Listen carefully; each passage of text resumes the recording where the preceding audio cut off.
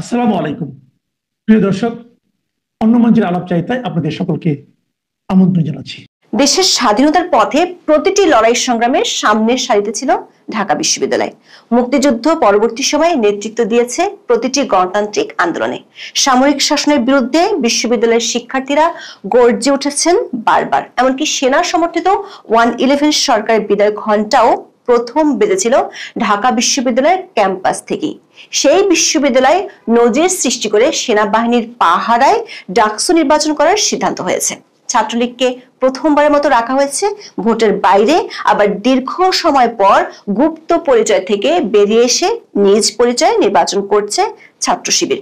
সবশেষ সেনা মোতায়েনের সিদ্ধান্ত তৈরি করেছে অনেকগুলো নতুন প্রশ্ন।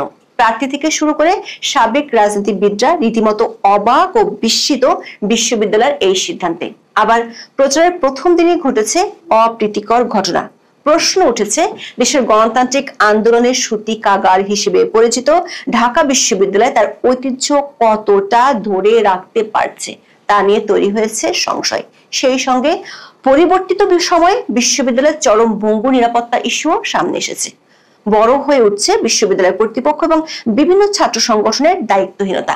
তার চেয়ে বড় প্রশ্ন, ছাত্রলীগ নিষিদ্ধ থাকায় সংগঠনটির সমর্থকেরা এবার কার পক্ষে ভোট দেবে? সংগঠনটির ভোট ব্যাংকই ডাকসুর সব হিসেব নিকেশ পাল্টে দেবে।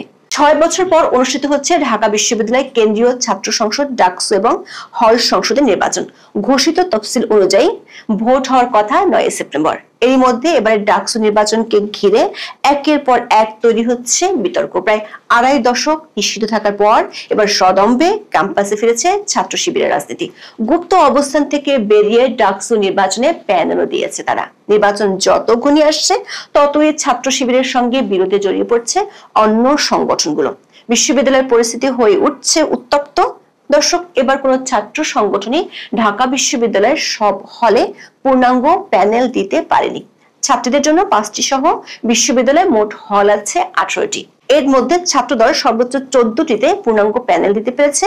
ছাত্র শিবির ও কিংস পার্টি, এনসিপির ছাত্র সংগঠন, গণতান্ত্রিক ছাত্র সংসদ কোনো হলেই প্যানেল দেয়নি। বাকি সংগঠনগুলোর একই অবস্থা। ঢাকা বিশ্ববিদ্যালয়ের সব হল মিলিয়ে মোট 234টি পদ আছে। এর বিপরীতে প্রাথমিক যাচাই বাছাইয়ে 1108 শিক্ষার্থীর মনোনয়নপত্র বৈধ হয়েছে। ছাত্র শিবির ঐক্যবদ্ধ শিক্ষার্থী জোট এবং গণতান্ত্রিক ছাত্র সংসদের বৈষম্য বিরোধী শিক্ষার্থী সংসদের নেতাদের দাবি, নির্বাচনী কৌশল হিসেবেই তারা হলে কোনো প্যানেল দেয়নি। তবে হলের প্রার্থীদের অনেককে তারা সমর্থন দিচ্ছেন। এই কৌশল অতীতের গুপ্ত রাজনীতির অংশ কি না তা নিয়ে রয়েছে প্রশ্ন। গোপনীয় সমর্থনের কারণে প্রার্থী নিয়ে ভোটারদের মাঝেও তৈরি হয়েছে সন্দেহ, অবিশ্বাস। এমন এক আস্থাহীন পরিবেশের মধ্যে ডাকসু নিয়ে বিরোধ বাড়ছে ছাত্র সংগঠনগুলোর মধ্যে। বিভিন্ন কারণে বিতর্কের কেন্দ্রে রয়েছে ছাত্র শিবির। ছাত্র শিবিরের সাবেক এক নেতা বিডি নিউজকে জানান, প্রতিষ্ঠার 2 বছরের মাথায় 1979 সালে সংগঠনটি প্রথমবার ডাকসু নির্বাচনে অংশ নেয়। সে সময় তাদের প্যানেলের নাম ছিল তাহির কাদের পরিষদ। এরপর থেকে প্রতিটি নির্বাচনে তারা অংশ নেন বলেও দাবি করেছেন তিনি। 1990 সালের নির্বাচনে তাদের অবস্থান ছিল তৃতীয়। তবে 1990 সালে বিশ্ববিদ্যালয় পরিবেশ পরিষদের সিদ্ধান্তে নিষিদ্ধ হওয়ার পর থেকে ছদ্মবেশী রাজনীতিকে বেছে নেয় শিবির। এরপর 2024 সালের 5ই আগস্ট আওয়ামী লীগ সরকারের পতনের পর নতুন প্রতাপে প্রকাশ্যে এসেছে তারা। দর্শক, ডাকসু নির্বাচনে ছাত্র শিবিরের সরাসরি প্রত্যাবর্তন ঘিরে ক্যাম্পাসে চলছে নানান মেরুকরণ। সেই সঙ্গে তৈরি হয়েছে বিভিন্ন বিতর্ক এবং অস্বস্তি। আত্মগোপন থেকে প্রকাশ্যে এসে ছাত্র শিবির সবচেয়ে বড় বিতর্ক তৈরি করে টিএসসিতে জুলাই অভ্যুত্থানের বর্ষপূর্তির কর্মসূচিতে। সেখানে 71-এর যুদ্ধাপরাধে মৃত্যুদণ্ডে দণ্ডিত নেতাদের ছবিকে হিরো হিসেবে প্রদর্শন করে তৈরি হয় ব্যাপক ক্ষোভ।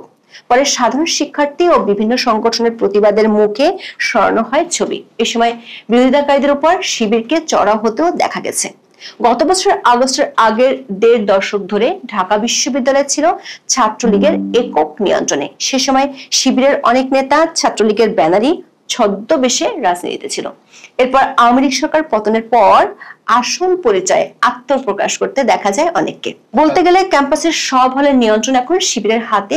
হলে রাজনীতি বন্ধের দাবিতে বিভিন্ন সময় যারা মিছিল সমাবেশ করেছেন তারা শিবিরের মদতপুষ্ট বলেও আছে অভিযোগ। ডাকসু নির্বাচনে শিবিরের প্রার্থী হওয়া কয়েকজন অতীতে সরাসরি ছাত্রলীগের সঙ্গে যুক্ত ছিলেন। এমনকি শিবিরের জিএস প্রার্থী এস এম ফরহাদের নাম ছিল ছাত্রলীগের কমিটিতে। ক্যাম্পাসে শিবিরের প্রভাব নিয়ে উদ্বেগ বাড়ছে অন্য সংগঠনগুলোর। শিবিরের প্রতি বিশ্ববিদ্যালয় কর্তৃপক্ষের পক্ষপাতের অভিযোগ সরাসরি করতে দেখা গেছে ছাত্রদল এবং বাম সংগঠনকে। নির্বাচনের দিন যত এগিয়ে আসছে, ক্যাম্পাসে নিরাপত্তা নিয়ে বাড়ছে উদ্বেগ। নিরাপত্তার জন্য ডাকসু নির্বাচনের তারিখ পেছানো দরকার বলে মনে করছেন বেশিরভাগ হলের প্রভোস্ট। সে কথা তারা বিশ্ববিদ্যালয়ের উপাচার্যকে জানিয়েও দিয়েছেন। গত 22 আগস্ট কয়েকটি হলের প্রভোস্ট তাদের উদ্বেগের কথা খোলাখুলি তুলে ধরেন উপাচার্যের কাছে।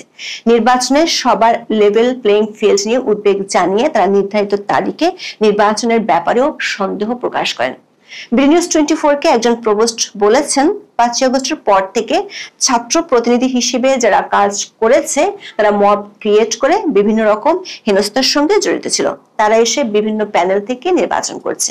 এতে বিভিন্ন সংগঠনের প্রার্থীদের ক্ষেত্রে প্রভাব ফেলছে, কেননা তারা নানা ক্ষেত্রে একক আধিপত্য বিস্তার করেছে। এর দুদিন পর উপাচার্য অধ্যাপক নিয়াজ আহমেদ সাংবাদিকদের জানান, নির্বাচনে বাধা পেলে সবাইকে ডেকে সবকিছু বলে দিবেন। তার এই কথা ভাইরাল হয়েছে সামাজিক যোগাযোগ মাধ্যমে, তৈরি হয়েছে বিভিন্ন ধরনের মিম। তবে ডাকসু নির্বাচন ঘিরে বিশ্ববিদ্যালয়ের পরিস্থিতি খুব বেশি যে ভালো নয় তা প্রমাণ হলো সেনা মোতায়েনের সিদ্ধান্ত থেকে।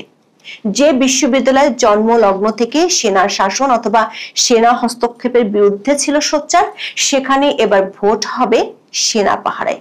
ডাকসু ও হল সংসদের প্রার্থীদের সঙ্গে 26 আগস্ট কর্তৃপক্ষের সঙ্গে মতবিনিময় সভায় এমন নজিরবিহীন সিদ্ধান্ত হয়।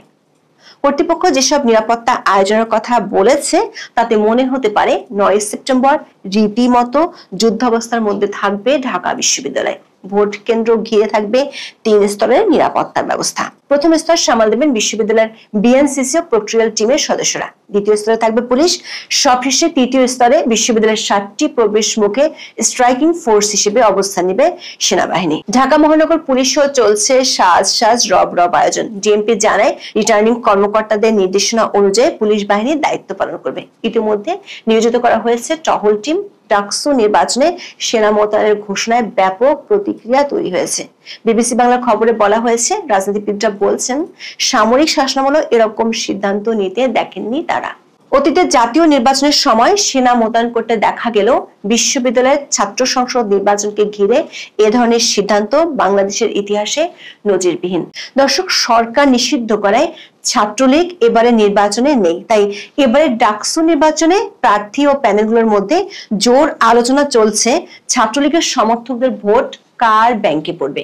যার দিকে পড়বে ফলাফল তার দিকে ঘুরে যেতে পারে, এমনটা মনে করেন অনেক প্রার্থী।